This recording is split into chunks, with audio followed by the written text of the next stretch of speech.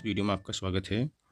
जैसा कि इससे पहले हम प्रैक्टिस पेपर 1 लेके आए थे यूकेपीएससी लेक्चर एग्ज़ाम के लिए, तो उसी क्रम में आज लेके आए हैं प्रैक्टिस सेट नंबर 2।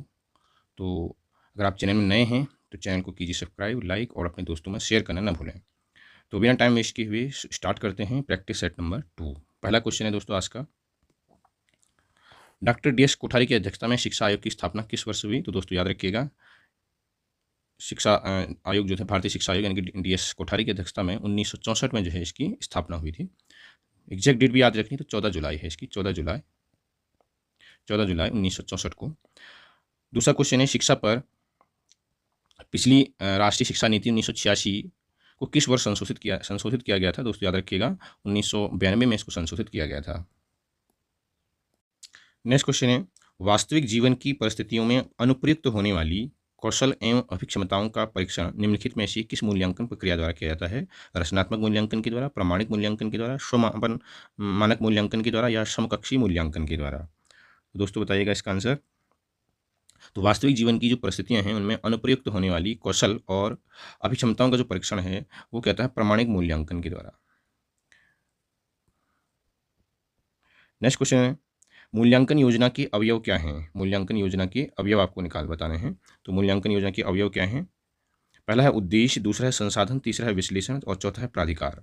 तो ऑप्शन दे रखे हैं आपको, ए सी या फिर केवल बी या ए बी सी या बी सी डी। इनके उद्देश्य होता है बिल्कुल मूल्यांकन, जब हम योजना बनाते हैं तो उद्देश्य को भी हम ध्यान में रखते हैं, साथ में हम विश्लेषण को भी ध्यान में रखते हैं। उद्देश्य तो होंगे ही, साथ में संसाधन, यानी कि संसाधन का मतलब आपका जो टीएलएम होता है उससे संबंधित मूल्यांकन, बिना संसाधन के तो मूल्यांकन होगा नहीं, है नहीं। ये प्राधिकार नहीं होगा इसमें दोस्तों, तो प्राधिकार जो है यहाँ पर नहीं होगा। तो मूल्यांकन के अवयव क्या है? ए भी है, बी भी है, सी भी है। तो इस हिसाब से आपका ऑप्शन नंबर डी आएगा। नेक्स्ट क्वेश्चन है, संप्रेषण में फीडबैक तुरंत दिया जाता है किस प्रकार के संप्रेषण में? प्रिंट में या टॉप डाउन संप्रेषण में या प्रसारण यानी कि ब्रॉडकास्ट संप्रेषण में या प्रत्यक्ष संप्रेषण में? तो याद रखिएगा, प्रत्यक्ष यानी कि फेस टू फेस अगर आपका संप्रेषण होगा तो उसमें फीडबैक जो है तुरंत दिया जा सकता है। नेक्स्ट क्वेश्चन है, संप्रेषण की प्रक्रिया में जब प्रदाता और अदाता संदेश भेजने और प्राप्त करने के संदर्भ में अपनी भूमिकाओं की अदला बदली करते हैं तो यह क्या कहलाता है? जो सेंडर होता है जो मैसेज भेजता है, और जो रिसीवर मैसेज को क्या करते हैं? प्राप्त करता है, उसको प्रदाता बोलते हैं। तो अगर वो अपनी भूमिकाएं चेंज कर लेते हैं, कि सेंडर अगर प्रदाता बन जाता है, रिसीवर बन जाता है और रिसीवर सेंडर बन जाता है, तो इसको हम क्या बोलेंगे? तो याद रखिएगा, इसको हम बोलते हैं समव्यवहारात्मक प्रतिरूप बोलते हैं। नेक्स्ट क्वेश्चन है, श्रोता तक किस प्रकार की संदेश का संचार सर्वाधिक क्लिष्ट है? अंतर वैयक्तिक संचार में, अंतः वैयक्तिक संचार में, जन संचार में या फिर समूह संचार में? तो इसमें याद रखिएगा, जन संचार की मास कम्युनिकेशन में जो होता है वो थोड़ा क्लिष्ट होता है, बल्कि अंतर्वैयक्तिक और अंतःवैयक्तिक और समूह संचार की ग्रुप जो कम्युनिकेशन है उन तीनों में जो होता है आपका संदेश जो है सही से चले जाता है। जनसंचार में बहुत, मास कम्युनिकेशन में जो होता है बहुत सारा जो है आपका, जैसे भाषण अगर दे रहे हैं तो जरूरी नहीं है कि लास्ट तक जो अगर श्रोता है वहाँ तक उसको बात तक पहुँच जाए, तो थोड़ा क्लिष्ट होता है, अच्छे से जो है मैसेज नहीं पहुँच पाता है। मास कम्युनिकेशन में जैसे आपका मीडिया है, टेलीविजन है, रेडियो है, समाचार पत्र पत्रिकाएँ आती हैं। नेक्स्ट क्वेश्चन है कंप्यूटर से रिलेटेड, बिंग एक सर्च इंजन है, तो इसका जो है स्वामित्व किसके पास है? तो इसका स्वामित्व जो है याद रखिएगा माइक्रोसॉफ्ट के पास है। बिंग सर्च इंजन का माइक्रोसॉफ्ट के पास है। नेक्स्ट क्वेश्चन है, निम्नलिखित में से कौन सा विंडोज आधारित सॉफ्टवेयर उपकरण है जिसका उपयोग ग्रंथ सूचियों की प्रकाशन और प्रबंधन में किया जाता है? तो यह आपका एंड नोट का जो प्रयोग होता है ग्रंथ सूचियों के प्रकाशन में और प्रबंधन में किया जाता है। नेक्स्ट क्वेश्चन है, निम्नलिखित में से कौन सा एप्लीकेशन सॉफ्टवेयर है? एंड्रॉयड, आईओएस, लाइनेक्स या एमएस वर्ड? तो दोस्तों याद रखिएगा, एमएस वर्ड जो है ये एप्लीकेशन सॉफ्टवेयर है, बाकी जो है एप्लीकेशन सॉफ्टवेयर नहीं है, ये आपके सिस्टम सॉफ्टवेयर होते हैं। नेक्स्ट क्वेश्चन है, निम्नलिखित में से अध्यापन की किस पद्धति में छात्र बिना किसी सहायता के अपने प्रयासों द्वारा ही समस्या का उत्तर पा लेते हैं? प्रकरण केस में या फिर ह्यूरिस्टिक पद्धति में या फिर फ्लिप्ड कक्षा पद्धति में या प्रदर्शन पद्धति में? तो समस्या का समाधान निकाल रहे हैं ना, तो ये किसमें लगाते हैं? ह्यूरिस्टिक पद्धति में जो है ये अपनी समस्याओं का जो है समाधान कर लेते हैं। तो ये वाली विधि कहलाती है या पद्धति कहलाती है ह्यूरिस्टिक विधि या अश्वानुभाविक पद्धति भी कहलाती है। नेक्स्ट क्वेश्चन है, शिक्षार्थी केंद्रित अगर शिक्षण हो रहा है तो उस परिवेश में विद्यार्थी क्या करते हैं? 4 ऑप्शन दे रखे हैं, उसमें आपको बताना है। अगर शिक्षार्थी केंद्रित शिक्षण है तो उसमें क्या होता है? स्वयं के अधिगम में सक्रिय रहते हैं विद्यार्थी और सक्रिय रूप से वे सहभागिता करते हैं। हाँ बिल्कुल, अगर विद्यार्थी केंद्रित है तो विद्यार्थी क्या होंगे, अधिगम में सक्रिय रूप से भाग करेंगे। निष्क्रिय श्रोता होंगे, बिल्कुल नहीं। माना जाता है कि उन्हें समान योग्यता नहीं, सब अलग-अलग उनकी व्यक्तिगत विभिन्नताएँ होती हैं, ये भी नहीं होगा। चौथा कह रहा है ये निर्णय करते हैं कि वो क्या सीखें, कैसे सीखें, बिल्कुल सही। तो ए और डी इनका आंसर होना चाहिए। तो इस ऑप्शन से option number D is right. तो शिक्षण अगर शिक्षार्थी केंद्रित हो रहा है तो उसमें जो विद्यार्थी हुए हैं वो सक्रिय रूप से भाग लेते हैं और वो निर्णय भी ले सकते हैं। नेक्स्ट क्वेश्चन है, ड्योरी के अनुसार शिक्षा क्या है? सामाजिक आवश्यकता, व्यक्तिगत आवश्यकता या स्थिति आवश्यकता या वित्तीय आवश्यकता? तो याद रखिएगा ड्योरी जो हैं आपके एक फिलोसोफर हैं जॉन ड्योरी। इनके अनुसार जो शिक्षा है व्यक्ति को समाज के साथ सामंजस्य स्थापित करने में मदद करती है, ये उनका कहना है। तो यानी कि सामाजिक आवश्यकता इसका आंसर होगा option number A. Next question है, निम्नलिखित में से कौन सा कक्षा प्रबंधन का प्रमुख उद्देश्य है? कक्षा प्रबंधन जो है आपके यूनिट नंबर 4 में है, तो उससे ये क्वेश्चन लिया गया है। तो कक्षा प्रबंधन का प्रमुख उद्देश्य क्या है? कक्षा को सुव्यवस्थित करना, अध्यापक की श्रेष्ठता स्थापित करना या शांत वातावरण बनाए रखना।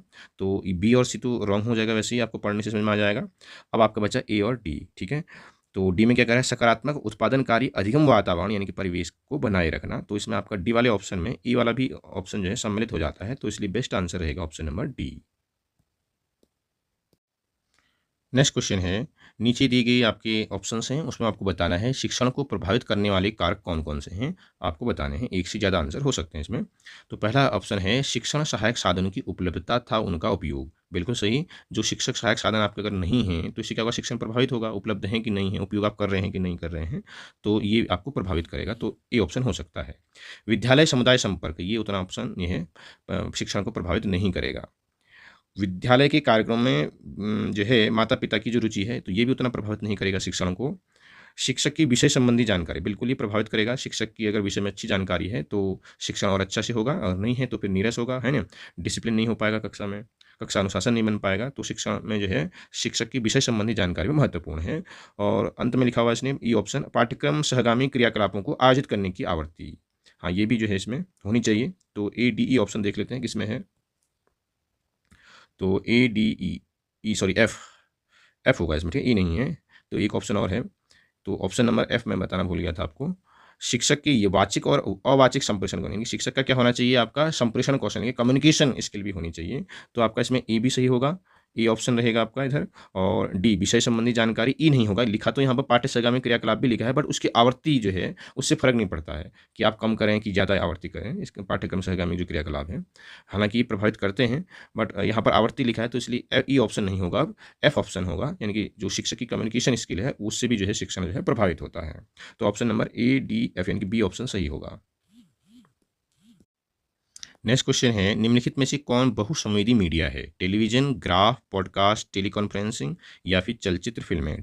बहुसंवेदी मीडिया का मतलब होता है जिसमें आप बहुत कई इंद्रियों का जो है, इनकी श्रवण का, दृष्टि का, स्पर्श का, सभी का जो है आप यूज़ कर सकते हो, तो उसको बोलते हैं बहुसंवेदी मीडिया। तो इसमें आपका कौन सा है? आपका टेलीविजन है क्या? बिल्कुल हाँ, टेलीविजन होता है इसमें। उसके बाद ग्राफ, ग्राफ नहीं होता है दोस्तों, और पॉडकास्ट भी नहीं होता है।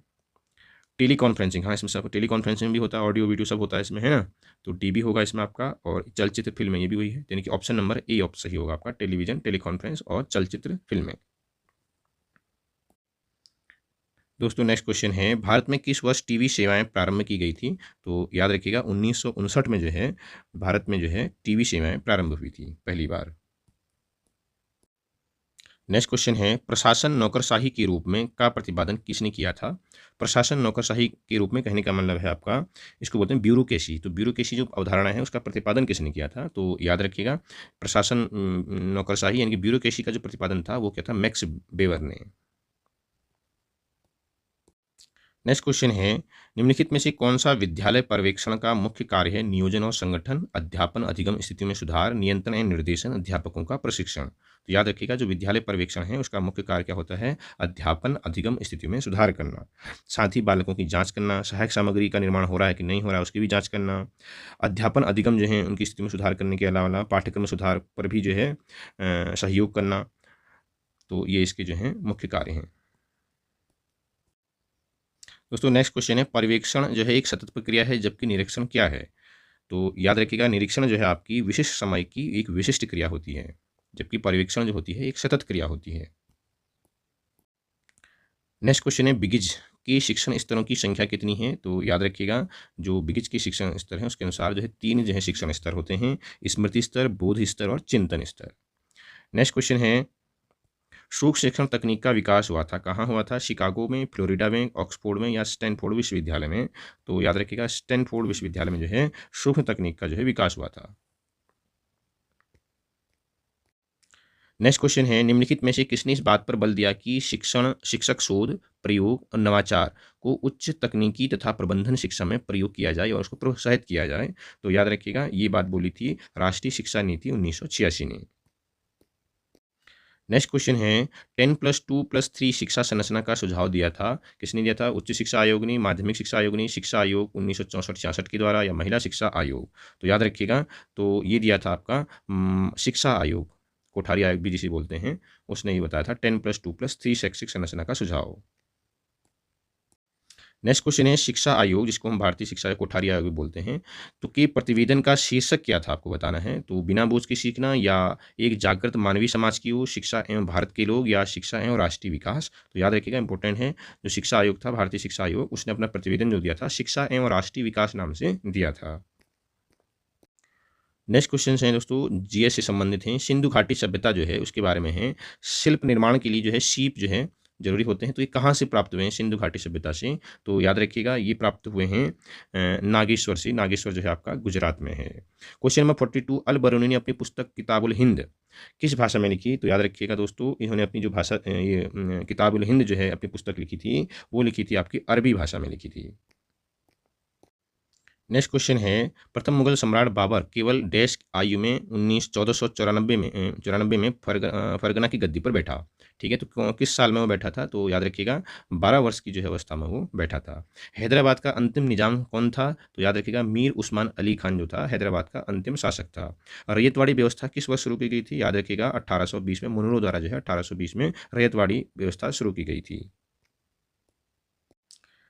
नेक्स्ट क्वेश्चन है, संविधान सभा ने किस दिन भारत के राष्ट्रीय ध्वज को अपनाया था? याद रखिएगा 22 जुलाई 1947 को जो है राष्ट्रीय ध्वज के रूप में जो है अपनाया था संविधान सभा ने, भारत के राष्ट्रीय ध्वज को अपनाया था 22 जुलाई 1947 को। भारत के राष्ट्रपति के संबंध में आपको क्या सत्य नहीं है बताना है? तो पहला ऑप्शन है वह प्रधानमंत्री और मंत्रालय की परिषद की नियुक्ति करता है, बिल्कुल सही। राष्ट्रपति देश का प्रथम नागरिक होता है, बिल्कुल सही है भी। आपको नहीं है बताना है कौन सा नहीं है। वह रक्षा बलों का सर्वोच्च कमांडर होता है, बिल्कुल सही। वह राष्ट्रीय आपातकाल की घोषणा नहीं कर सकता, नहीं कर सकता है, ठीक है, तो यहाँ नहीं लिखा है, तो इसलिए आपका यही आंसर हो जाएगा ऑप्शन नंबर डी। दोस्तों नेक्स्ट क्वेश्चन है, मंत्रिपरिषद सामूहिक रूप से किसके प्रति उत्तरदायी होती है? तो याद रखिएगा मंत्रिपरिषद जो होती है लोकसभा की जो है प्रति उत्तरदायी रहती है अनुच्छेद 75 के तहत। नेक्स्ट है, लोकसभा के सदस्य के रूप में योग्य होने के लिए आवश्यक न्यूनतम आयु कितनी है? तो याद रखिएगा ये जो न्यूनतम आयु है वो है आपकी 25 वर्ष। कितनी है आपकी? 25 वर्ष याद रखिएगा। लोकसभा में अगर आपको निर्वाचित सदस्य बनना है, सदस्य के रूप में आपको योग्य बनना है, तो आपको 25 वर्ष इसकी होनी चाहिए। ये जो है संविधान का अनुच्छेद नंबर भी याद रख लीजिएगा, 84 संविधान है, वो है अनुच्छेद है, यह 84 के अकॉर्डिंग था। और ये मंत्रिपरिषद के रूप में सामूहिक जो होती है उत्तरदायी, ये मैंने आपको बताया था 73वां जो है अनुच्छेद है। तो 73वें अनुच्छेद से लोकसभा के प्रति जो है जिम्मेदारी होती है मंत्रिपरिषद की, और जो 25 वर्ष की जो आयु है वो अनुच्छेद नंबर 84 में बात कही गई है।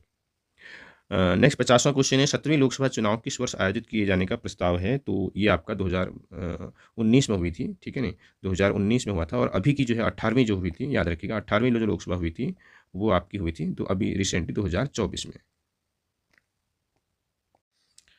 नेक्स्ट क्वेश्चन है विज्ञान से संबंधित है, सूर्य की चमकती सतह क्या कहलाती है? स्थलमंडल, वातावरण, फोटोस्फीयर या क्रोमोस्फीयर? याद रखिएगा जो सूर्य की चमकती सतह है वो कहलाती है फोटोस्फीयर, यानी कि प्रकाश मंडल कहलाती है। ये जो होता है सूर्य की जो सबसे बाहरी आवरण होता है उसको हम बोलते हैं फोटोस्फीयर।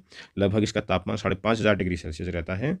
प्रकाश मंडल के जो किनारे जो होते हैं प्रकाश नहीं होता है, क्योंकि सूर्य का जो वायुमंडल होता है वो प्रकाश को क्या कर लेता है? अवशोषित कर लेता है। तो ये चीज़ ध्यान रखिएगा। तो चमकती हुई जो सतह है वो कहलाती है फोटोस्फीयर।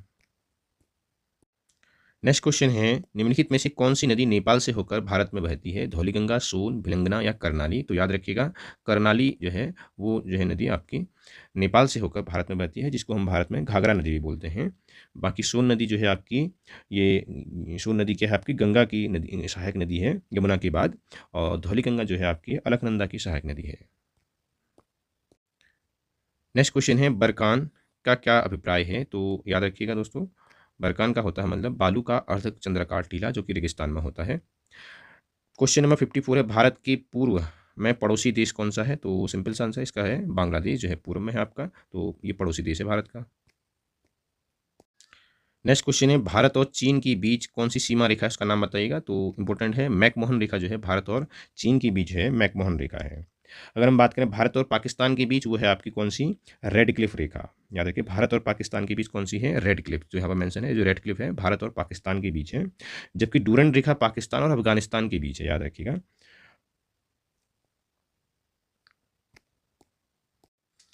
साथ में दोस्तों ये भी याद रखिएगा, ये 24वीं जो समानांतर रेखा, ये भी भारत और पाकिस्तान के बीच है।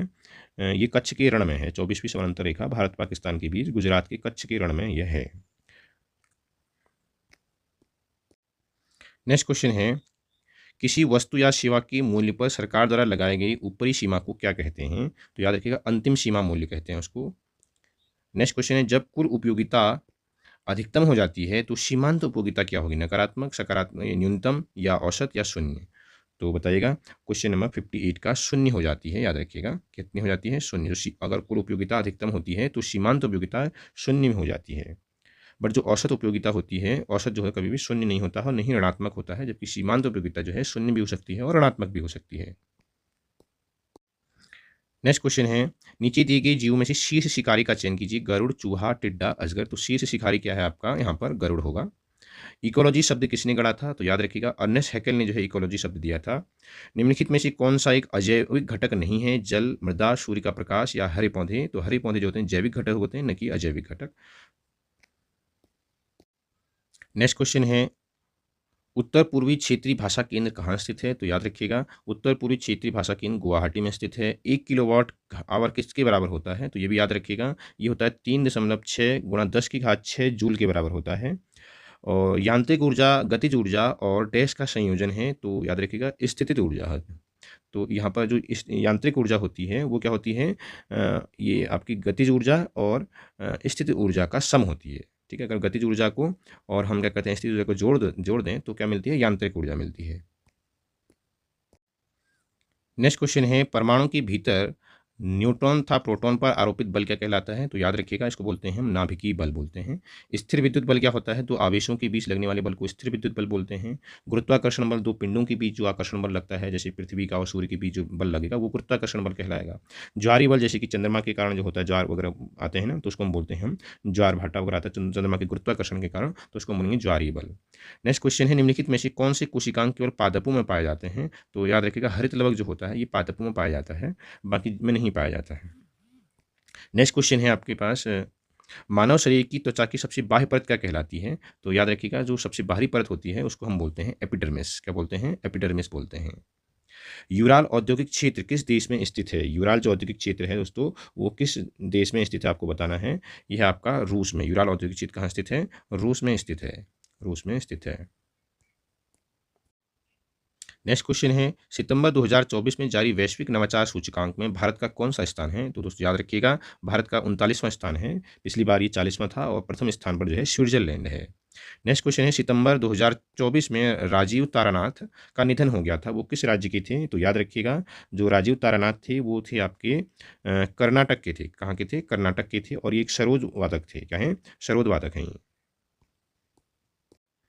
नेक्स्ट क्वेश्चन है, एशियाई राजा गिद्धों के लिए दुनिया के पहले प्रजनन केंद्र का उद्घाटन कहाँ किया गया? तो याद रखिएगा, ये किया गया आपका उत्तर प्रदेश में। अभ्यास वर्ण भारत और किस देश के बीच आयोजित किया गया? इंडोनेशिया, मलेशिया, फ्रांस या फिर अमेरिका? तो याद रखिए, अभ्यास वर्ण जो है भारत और फ्रांस के बीच जो है ये आयोजित किया गया था। नेक्स्ट क्वेश्चन है, स्पोर्ट्स से संबंधित है भी। सितंबर 2024 में पेरिस पैरालंपिक में नवदीप सिंह ने कौन सा पदक जीता था? तो याद रखिएगा, गोल्ड इन्होंने मेडल जीता था। ये जो हैं हरियाणा के निवासी हैं, ये भाला फेंक प्रतियोगिता में इन्होंने गोल्ड मेडल जीता था। हम लेके आए हैं दोस्तों उत्तराखंड से संबंधित 20 क्वेश्चंस। तो क्वेश्चन नंबर 76 है, 1886 में भारतीय राष्ट्रीय कांग्रेस के कलकत्ता अधिवेशन में उत्तराखंड का प्रतिनिधित्व किसने किया? ज्वालादत्त जोशी ने, बद्रीदत्त पांडे ने, मुंशी सदानंद सनवाल ने या फिर बुद्धि बल्लभ पंत ने? तो दोस्तों याद रखिएगा, 1886 के भारतीय जो है राष्ट्रीय कांग्रेस के कलकत्ता अधिवेशन में जो है उत्तराखंड से जो गए थे वो गए थे कौन, ज्वालादत्त जोशी गए थे, याद रखिएगा। चंद प्रशासन के अंतर्गत दस्तूर क्या था, भू राजस्व था, न्यायिक शुल्क था, नजराना था या कोई नहीं उपरोक्त में से। तो याद रखिएगा दस्तूर क्या था चंद शासन के समय, नजराना। नेक्स्ट क्वेश्चन है, निम्नलिखित में से किस स्थान पर ब्रिटिश शासन के दौरान स्वतंत्रता सेनानी पुलिस की गोलियों से शहीद नहीं हुए थे। याद रखिएगा बागेश्वर में शहीद नहीं हुए थे, बाकी सालम, खुमाण और देघट में हुए थे। थोड़ा साफ नहीं दिख रहा होगा दोस्तों, तो ये देघट है, ये मालम है, सालम है, ये खुमाण है और ये बागेश्वर, तो यानी कि बागेश्वर में ऐसा कुछ गोलीकांड नहीं हुआ था। ठीक है। 79 क्वेश्चन में 79 क्या, अविभाजित गढ़वाल राज्य का अंतिम नरेश कौन था। तो याद रखिएगा अंतिम नरेश जो था वो कौन था, प्रद्युम्न शाह था। नेक्स्ट क्वेश्चन है, अविभाजित गढ़वाल कुमाऊं की किस अंग्रेज कमिश्नर ने कहा था, न वकील न अपील न दलील। तो किसने कहा था, तो दोस्तों याद रखिएगा ये कहा था जॉर्ज विलियम ट्रेल ने कहा था। किसने कहा था, जॉर्ज विलियम ट्रेल ने कहा था, न वकील न अपील न दलील। ये 1816 में, याद रखिएगा 1816 में कुमाऊं की कमिश्नर बने थे और इन्होंने संपूर्ण जो उत्तराखंड में डाक सेवा लागू की थी, पटवारी पद का भी सृजन किया, आबकारी विभाग की भी इन्होंने स्थापना की और इन्होंने अपने कार्यकाल में 7 भूमि बंदोबस्त किए थे। नेक्स्ट क्वेश्चन है, उत्तराखंड के किस प्रमुख क्रांतिकारी ने कहा था कि तुम मुझे तोड़ सकते हो मोड़ नहीं सकते, तुम मुझे तोड़ तो सकते हो मोड़ नहीं सकते। तो याद रखिएगा ये कहा था किसने, श्रीदेव सुमन ने कहा था। नेक्स्ट क्वेश्चन है, भारत जब आज़ाद हुआ तो टिहरी रियासत का राजा कौन था। तो उसको ये भी याद रखिएगा, टिहरी रियासत का जो राजा था जब भारत आज़ाद हुआ था तो वो था मानवेंद्र शाह। 1 अगस्त 1949 में, याद रखिएगा 1 अगस्त 1949 में फिर इसको उत्तर प्रदेश में शामिल कर लिया गया, टिहरी रियासत को। क्वेश्चन है 83, रम्माण लोक परंपरा किससे संबंधित है।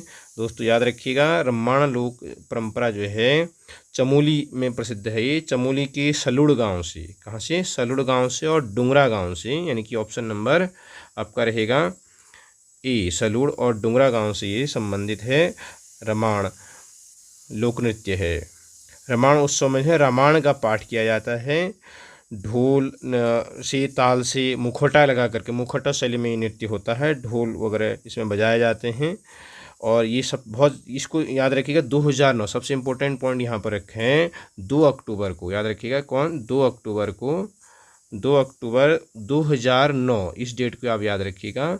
2 अक्टूबर 2009 को यूनेस्को ने जो है रामायण को विश्व धरोहर घोषित किया था। इम्पोर्टेंट क्वेश्चन है, 2 अक्टूबर 2009 को रामायण जो है लोक नृत्य जो है चमोली में है, ये भी ध्यान रखिएगा। गांव भी याद रखिएगा, सलूर डुंगरा वगैरह गांव है वहाँ पर ये होता है, रामायण पाठ होता है इसमें और ढोल पर जो है यहाँ पर जो है नृत्य वगैरह किया जाता है मुखौटा लगा करके, मुखौटा शैली में। और 2009 में 2 अक्टूबर 2009 को यूनेस्को ने इस रामायण उत्सव को विश्व धरोहर में शामिल किया है। नेक्स्ट क्वेश्चन है, आपको सुमेलित करना है मेले और उत्तरांचल की जो है स्थल हैं उत्तराखंड के। तो बगवाल मेला कहाँ लगता है, आपको पता होगा ये कहाँ लगता है, देवीधुरा में लगता है बगवाल मेला। चैती मेला कहाँ लगता है, ये काशीपुर में लगता है। गबला देव मेला जो है आपका दारमा घाटी में लगता है ये, और मोस्टा मानू जो होता है आपका पिथौरागढ़ में लगता है। तो ऑप्शन नंबर बी आपका सही उत्तर होगा। नेक्स्ट क्वेश्चन है, कोशी का घटवाड़, इंपॉर्टेंट है, कोशी का घटवाड़ कहानी के लेखक कौन हैं, शैलेश मटियानी, पंकज बिष्ट, विद्यासागर नौटियाल या शेखर जोशी। तो याद रखिए शेखर जोशी जो हैं कोशी का घटवार कहानी के लेखक हैं। इनकी अन्य जो है रचनाएं भी याद रखिएगा, वो है एक पेड़ की याद, एक पेड़ की याद, ये भी इनकी रचना है, एक पेड़ की याद। और एक है इनका डांगरी, डांगरी वाला, डांगरी जो होती है ना डांगरी लेके जाते हैं, डांगरी वाला, डांगरी वाला भी इनकी एक रचना है। मेरा पहाड़, ये भी इम्पोर्टेंट है, मेरा पहाड़, मेरा पहाड़, ये भी इनकी रचना है, एक पेड़ की याद, डांगरी वाला, मेरा पहाड़। नेक्स्ट क्वेश्चन है, चमे खरमो नामक वैवाहिक परंपरा उत्तराखंड की किस जनजाति से संबंधित है? तो याद रखिएगा, ये चमय खरमो जो है, ये वैवाहिक परंपरा जो है, ये शौका जनजाति के लोगों में होती है, जो कि पिथौरागढ़, मुनस्यारी, जोहार घाटी में अधिकांश पाए जाते हैं। नेक्स्ट क्वेश्चन है दोस्तों, नेक्स्ट क्वेश्चन है 87, भारतीय सुदूर संवेदी संस्थान कहाँ स्थित है? नैनीताल, श्रीनगर, हरिद्वार या कोई नहीं? तो इनमें से कोई नहीं आंसर है। और ये है कहाँ स्थित? देहरादून में। याद रखिएगा, देहरादून में ये स्थित है। उत्तराखंड के पंचायती राज में महिलाओं के आरक्षण को 50% कब किया गया? तो ये भी याद रखिएगा, 2008 में ये किया गया था। और पंचायती राज जो है किस कहाँ से संबंधित, कौन से अनुच्छेद में इसकी बात कही गई है? 243 में इसकी बात कही गई है, ये भी याद रखिएगा। नेक्स्ट है, कुमाऊं और गढ़वाल दो पृथक जिले कब बनाए गए थे ब्रिटिश काल में? तो याद रखिएगा, सन 1839 में जो है कुमाऊं और गढ़वाल दो पृथक राज्य बनाए गए थे।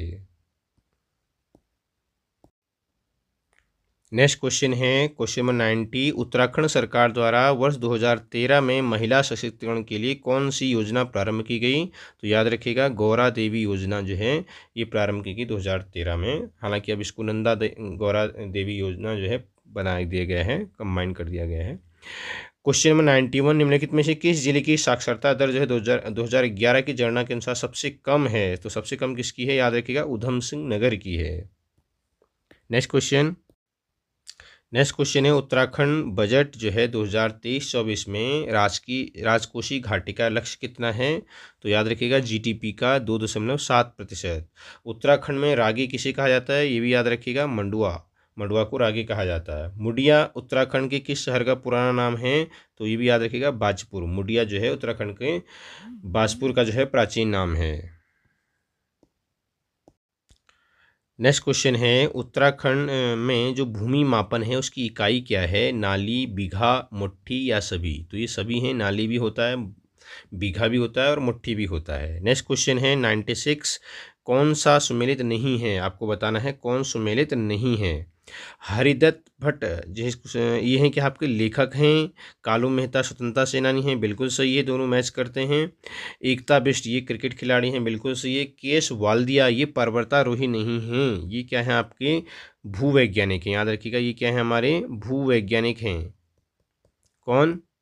केएस वाल्दिया, ठीक है, इंपॉर्टेंट है। केएस वाल्दिया भूवैज्ञानिक हैं, पर्वतारोही नहीं है। दोस्तों नेक्स्ट क्वेश्चन है, उत्तराखंड में किस स्थान पर राहु का मंदिर स्थित है? तो याद रखिएगा, यह है डांगशिरा पैठाणी में, पौड़ी गढ़वाल। ये पूछ सकता है, जिला अगर आए तो पौड़ी लिखेंगे, पौड़ी गढ़वाल में जो है ये स्थित है। डांगशिरा जगह का नाम है, पैठाणी, तो वहाँ पर ये स्थित है पौड़ी गढ़वाल में। नेक्स्ट क्वेश्चन है, आदि गुरु शंकराचार्य की समाधि कहाँ स्थित है? तो याद रखिएगा, ये है केदारनाथ में। 33 वर्ष की अवस्था में जो है इन्होंने केदारनाथ में जो है समाधि ली थी, याद रखिएगा। कुमाऊं क्षेत्र में गोलू देवता जाने जाते हैं, तो ये भी याद रखिएगा, न्याय के देवता जो हैं गोलू देवता माने जाते हैं कुमाऊं क्षेत्र में। उत्तराखंड की प्रथम महिला पुलिस महानिदेशक कौन थी? ये भी याद रखिएगा, कंचन सी भट्टाचार्य जो थी, ये आपकी क्या थी? प्रथम महिला पुलिस निदेशक, ये महानिदेशक, ये 2004 में बनी थी और पहली थी उत्तराखंड की। नेक्स्ट क्वेश्चन है, वाडिया हिमालयन भूविज्ञान संस्थान की स्थापना किस वर्ष हुई? तो याद रखिएगा, ये थी 1968 में। याद रखिएगा, 1968 में। ये भी पूछ सकता है कहाँ हुई थी? इसकी स्थापना दिल्ली में हुई थी, आप ये भी याद रखिएगा, ये इसकी स्थापना दिल्ली में हुई थी। बाद में याद रखिएगा 1976 वाली डेट भी याद रखिएगा, इसको दिल्ली से फिर कहाँ स्थानांतरित कर दिया गया? देहरादून में स्थानांतरित कर दिया गया था। और इसका नाम वैसे पहले क्या था? हिमालयन भू, इसको हटा करके प्रोफेसर DN वाडिया थे, उनके नाम पर इसको फिर वाडिया हिमालयन भूविज्ञान जो है संस्थान रखा गया। ठीक है, तो इम्पोर्टेंट है, इन प्रोफेसर का नाम भी याद रखिएगा, DN वाडिया। ठीक है, तो नेक्स्ट क्वेश्चन है, उत्तराखंड राज्य की विधानसभा में अनुसूचित जाति की कितनी सीटें हैं? तो याद रखिएगा, कितनी सीटें हैं? 13 सीटें हैं, याद रखिएगा, 13 सीटें जो हैं उत्तराखंड में अनुसूचित जाति की हैं। और अनुसूचित जनजाति की 2 सीटें हैं, और अगर हम बात करें जनरल कैटेगरी की तो वो कितनी है आपकी 55 हो गई। ठीक है, अनुसूचित जनजाति की एक चकराता है और एक नानगमत्ता है। नेक्स्ट क्वेश्चन है, आपको मिलान करना है। लिपुलेख कहाँ है आपका? लिपुलेख दर्रा पिथौरागढ़ में है, बिल्कुल सही है। उसके बाद है तुंगन या तुंजन, ये चमोली में है, बिल्कुल सही है। उसके बाद बाराहोती, ये आपका उत्तरकाशी है, तो ये उत्तरकाशी गलत है, यहाँ पर ये चमोली होना चाहिए था, तो ये आपका गलत है। और उसके बाद जो ट्रेल है ये कहाँ पर है? आपका बागेश्वर में है।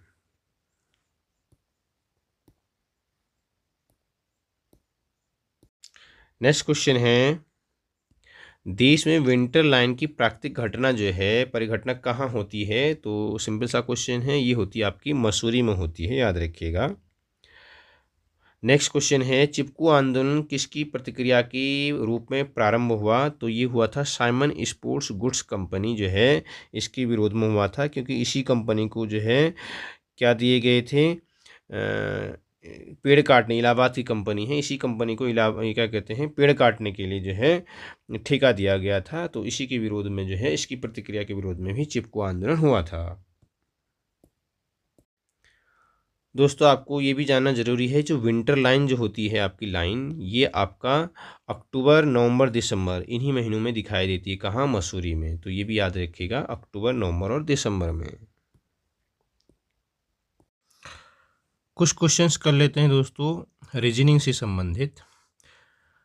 क्वेश्चन 119 है, आपको संबंध बताना है जो क्वेश्चन में दिया है, रोगी, सर्जन और सर्जरी। तो क्या सब्जियां रसोइयां पकाना संबंध है? चौक अध्यापक विद्यार्थी है, या कपड़ा दर्जी सिलाई है, मिट्टी कुम्हार, या मिट्टी के बर्तन बनाना? तो बताइएगा। तो इसके लिए ऑप्शन लगाएंगे, चौक अध्यापक और विद्यार्थी में वही संबंध है जो रोगी, सर्जन और सर्जरी में। नेक्स्ट है क्वेश्चन नंबर 120, नीचे दिए कथन है और निष्कर्ष दे रखे हैं, तो आपको इसमें जो है निष्कर्ष से आपको बताना है कि कौन सा सही रहेगा। कथन क्या क्या है देखिएगा। कथन कह रहा है कि कुछ तौलिए साबुन हैं, कुछ तौलिए क्या हैं आपके, साबुन हैं। ये आपका सपोज तौलिए हो गए, टी से लिख लेते हैं इसको, और ये क्या है, कुछ साबुन हैं, तो एस से लिख लेते हैं इसको। आगे कह रहा है सभी साबुन जो हैं शैम्पू हैं, जितने भी साबुन हैं वो क्या हैं, शैम्पू हैं, तो ये साबुन हो गए और ये शैम्पू हो गए। ठीक है, ये क्या हो गए, शैम्पू हो गए ब्लू कलर वाले।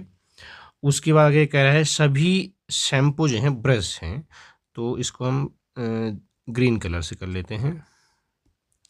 ये आपके ये हो गए, सभी शैम्पू के हो गए आपके ब्रश हो गए। तो आपको क्या करना है, निष्कर्ष निकालना बताना है। इस तरह से इसका फिगर बनेगा। तो इस फिगर में हम देखेंगे निष्कर्ष, सभी साबुन ब्रश हैं, तो देखो साबुन क्या है, अंदर है, और उसके क्या है ब्रश है, तो जितने भी साबुन वो क्या हैं, ब्रश हैं, तो ऑप्शन नंबर ए आपका सही निकल रहा है। कुछ ब्रश शैम्पू हैं, तो आपका ब्रश ये है पूरा नीला वाला कलर है, और उसमें से कुछ भाग जो है आपका इतना वाला जो भाग है वो क्या है, शैम्पू है, बाकी थोड़ा है ना। तो यानी कि दूसरा ऑप्शन भी सही बैठ रहा है। तो कहने का मतलब है ऑप्शन नंबर कौन सा रहेगा इसका, ऑप्शन नंबर सी रहेगा, यानी कि दोनों जो है निष्कर्ष 1 और 2 दोनों पालन कर रहे हैं इसका। दोस्तों नेक्स्ट क्वेश्चन है, 25 जनवरी 2018 को गुरुवार है, तो किस दिन 25 जून 2019 को क्या पड़ेगा? ठीक है, तो इसको कैसे करेंगे देखिए, 25 जनवरी 2018 से 19 तक जो है आपका 365 दिन हो गए, यानी 1 साल हो गया, तो इसके लिए होता है एक 1 और डेज, कोई लीप ईयर नहीं है इसलिए, अदरवाइज नहीं तो एक और होता। जनवरी में आपके कितने दिन हैं, उसके बाद बाकी जो बचे कितने दिन बचे, 6 दिन बचे, तो 6 और डेज हो गए आपके। फरवरी जो है आपकी कितनी 28 की जाती है, तो 7 चौको 28 पूरा ही पूरा हो गया, यानी कि 0 इसमें से और डेज बचे आपके। मार्च में 3 दिन बचे, अप्रैल में 2 दिन बचे, मई में 3 दिन बचे, और बाकी जून का है आपके कितने जून कह रहा है, 25 जून कह रहा है, तो 25 जून है, उसको 7 से भाग देंगे, यानी कि 4 और डे बचे। इन सबको हम ऐड करेंगे, 4 3 7 2 9 3 12 12 6 18 और 19 19 हो गए। 19 को हम क्या करेंगे, फिर 7 से भागा दे देंगे, 7 से भागा देंगे कितना आएगा, 7 दूनी 14, तो कितना शेष डे आ रहा है 5। जो शेष डे आ रहे हैं उनको हम देख लेंगे, 5 शेष डे आ रहे हैं। तो यहाँ पर क्या है, गुरुवार है, गुरुवार में हम 5 दिन और ऐड कर लेंगे। गुरुवार के बाद शुक्रवार आता है, शुक्रवार शनिवार, रविवार, सोमवार और 5वें दिन मंगलवार। तो इसका आंसर क्या होगा दोस्तों, मंगलवार होगा, ऑप्शन नंबर डी।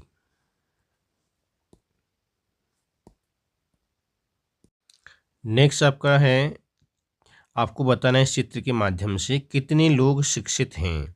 त्रिभुज दिखा रहा है शिक्षित लोगों को, सर्कल दिखा रहा है नियोजित लोगों को, और ये आपका स्क्वायर दिखा रहा है पिछड़े लोगों को।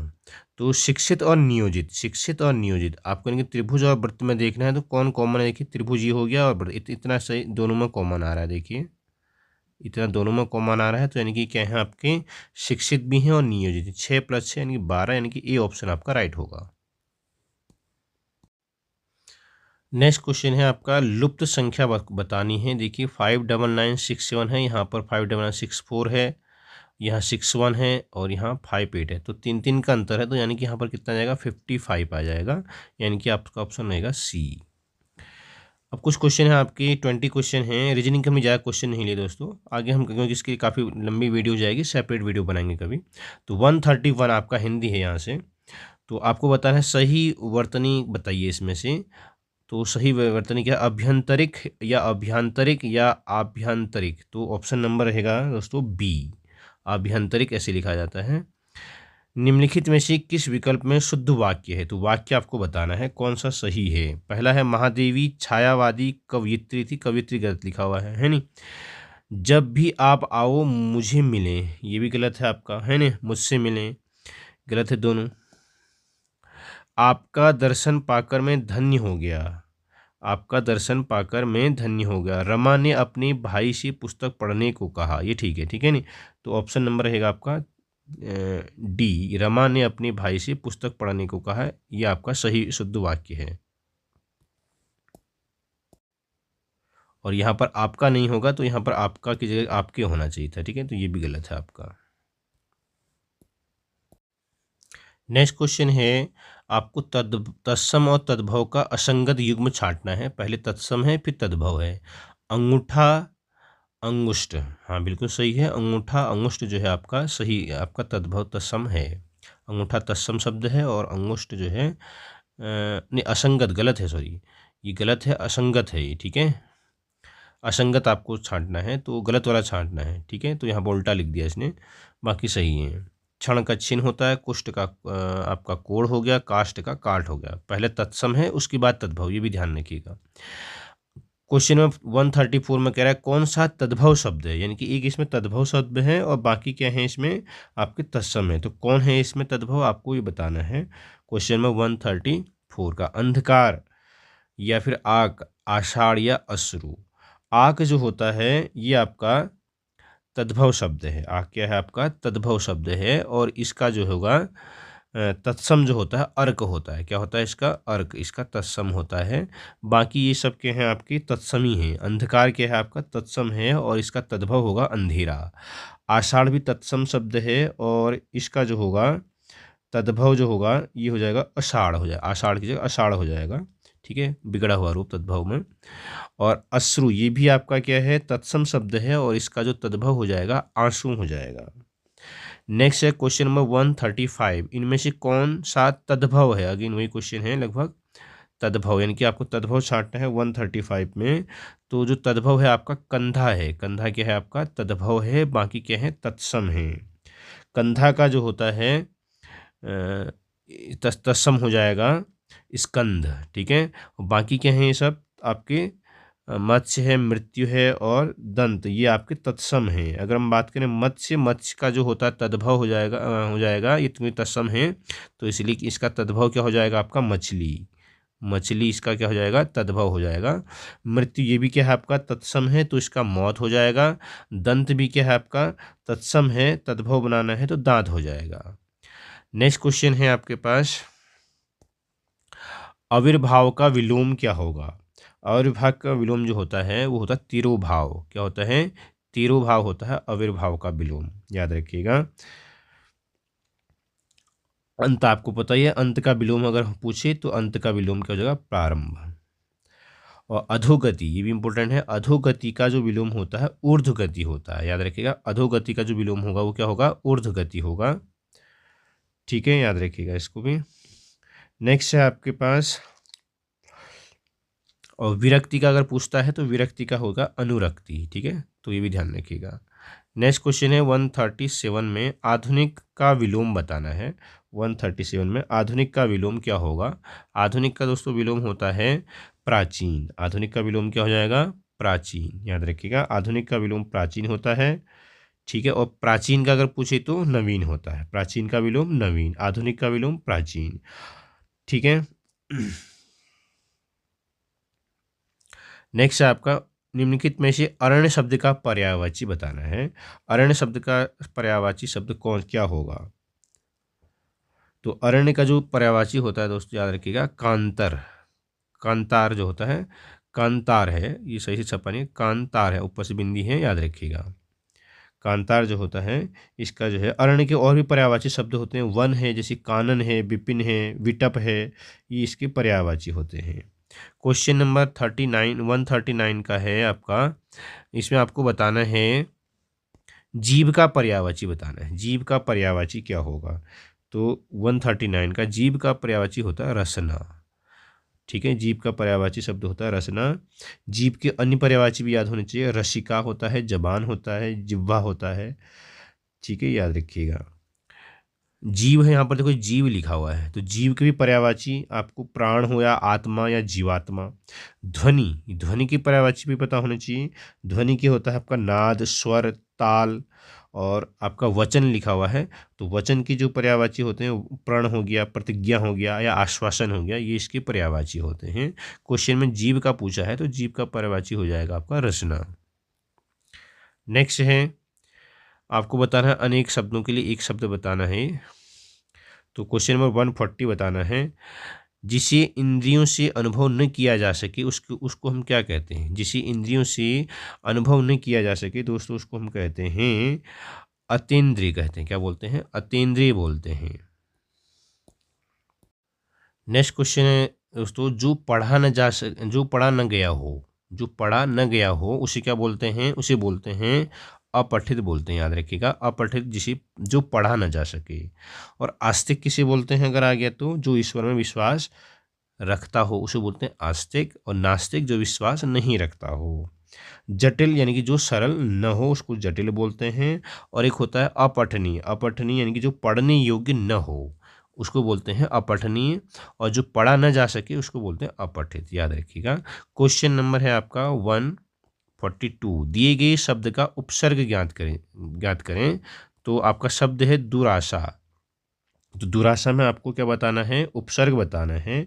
तो उपसर्ग कैसा होगा यहाँ पर, दुर होगा। क्या होगा यहाँ पर, दुर होगा, दुर उपसर्ग होगा। याद रखिएगा, दुर उपसर्ग होगा। उपसर्ग क्या होते हैं, जो आगे लगते हैं, ठीक है नहीं, और नया शब्द बना देते हैं। तो दुर होगा आपका ऐसा दुराशा में। नेक्स्ट है 143, दिए गए शब्द का प्रत्यय ज्ञात कीजिए। शब्द है आपका सुनार, तो इसमें क्या है आपका प्रत्यय ये बताना है। तो इसका हो जाएगा आपका आर। ठीक है, सु धन आर ना, आर लगे तो सुनार। तो प्रत्यय वो होते हैं जो क्या करते हैं, शब्द के अंत में लगते हैं और एक नया शब्द बना देते हैं, उसका अर्थ परिवर्तित कर देते हैं, उसको बोलते हैं हम प्रत्यय। नेक्स्ट है 144। 144 में क्या है दोस्तों,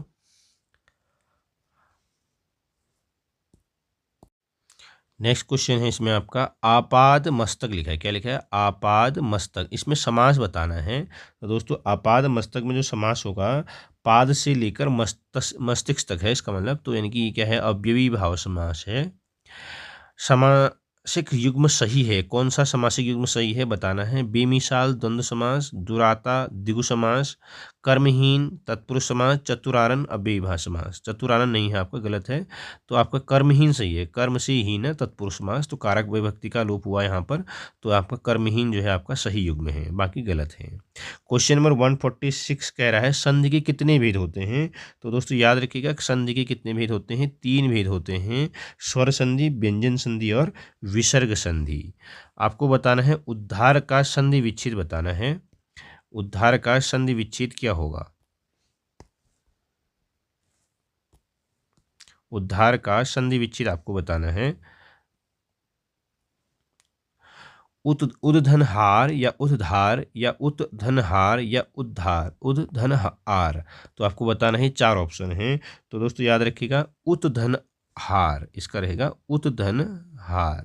ठीक है, जहाँ पर भी धो अगर आता है ना इस तरह से, तो वहाँ पर हमेशा तो लगेगा। ठीक है, तो उद्धनहार याद रखिएगा। क्वेश्चन नंबर 148 में आपको बताना है, होनहार विनवान की होती चिकनी पात, इस लोकोक्ति का क्या अर्थ है। तो इस लोकोक्ति का अर्थ है, होनहार जो व्यक्ति हैं उनकी जो प्रतिभा होती है बचपन से ही दिखाई देती है, इसे बोलते हैं, ये लोकोक्ति को बोलते हैं इस तरह से। नेक्स्ट आपको बताना है 149 में अनुचित जोड़े को छांटना है आपको। यहाँ पर भी मुहावरे या लोकोक्ति वगैरह हैं, तो कौन सा गलत है आपको बताना है। पहला ऑप्शन है डंकी की चोट पर, स्पष्ट शब्दों में।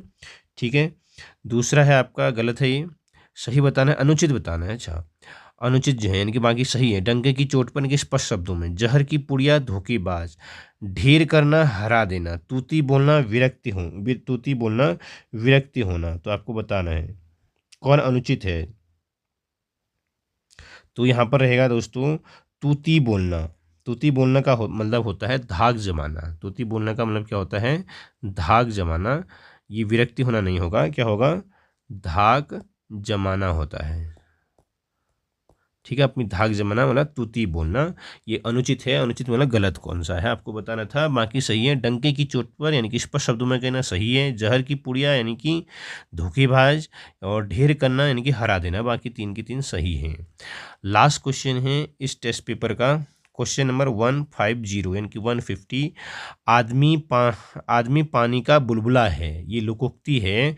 तो इसका आशय क्या है, आदमी पानी का बुलबुला है, तो इसका मतलब क्या है, मनुष्य जो है जीवन क्या है, नश्वर है, इसका यही अर्थ है। तो दोस्तों आज की क्वेश्चन कंप्लीट हुए 150 क्वेश्चंस। तो आशा करता हूँ आपको ये वीडियो अच्छी लगी होगी। अगर अच्छी लगी तो लाइक ज़रूर कीजिएगा, अपने दोस्तों में शेयर कीजिएगा, और सब्सक्राइब नहीं किया है तो सब्सक्राइब भी ज़रूर कीजिएगा। धन्यवाद, मिलते हैं एक नए टेस्ट पेपर के साथ। Take care, bye bye, thank you.